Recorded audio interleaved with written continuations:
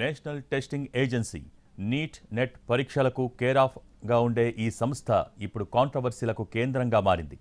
డాక్టర్లు అవ్వాలి అనుకున్న లక్షలాది మంది విద్యార్థుల భవిష్యత్తుతో ఆడుకుంది. ఎగ్జామ్లంటే లెక్కలేనితనం, అంతులేని నిర్లక్ష్యంతో ఎన్టీఏ పరువు బజారున పడింది. నీట్ లక్షలాది మంది విద్యార్థులు తల్లిదండ్రుల డ్రీమ్.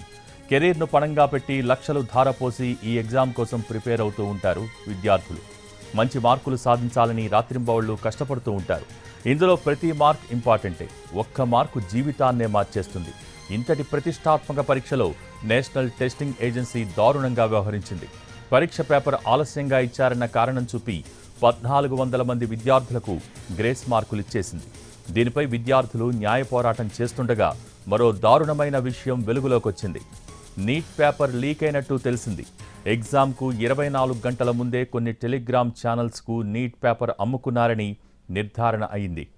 ఇన్నాళ్లు నీట్ పేపర్ లీక్ కాలేదంటూ కహానీలు చెప్పిన కేంద్రం పెద్దలు చివరికి నేషనల్ టెస్టింగ్ ఏజెన్సీ డైరెక్టర్ జనరల్ను తప్పించారు. సిబిఐ ఎంక్వైరీకి ఆదేశాలిచ్చి చేతులు దులిపేసుకున్నారు.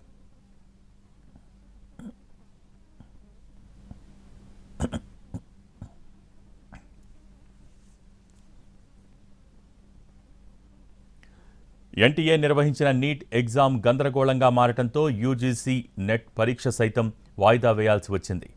దేశవ్యాప్తంగా అసిస్టెంట్ ప్రొఫెసర్ పోస్టుల కోసం లక్షలాది మంది అభ్యర్థులు కొన్నేళ్లుగా ప్రిపేర్ అవుతున్నారు. తీరా ఎగ్జామ్ సమయం దగ్గరకొచ్చేసరికి పరీక్షను వాయిదా వేస్తున్నట్టు ప్రకటించింది ఎన్టీఏ.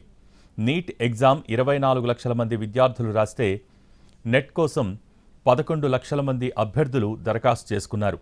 షెడ్యూల్ ప్రకారం జూన్ 18న పరీక్ష జరగాలి. కానీ నీట్ పరీక్షలో జరిగిన అవకతవకలతో నెట్ను వాయిదా వేయాల్సి వచ్చింది. పరీక్షను వాయిదా వేస్తున్నట్టు ప్రకటించారు, కానీ ఎప్పుడు నిర్వహిస్తారో మాత్రం ఇంకా చెప్పలేదు.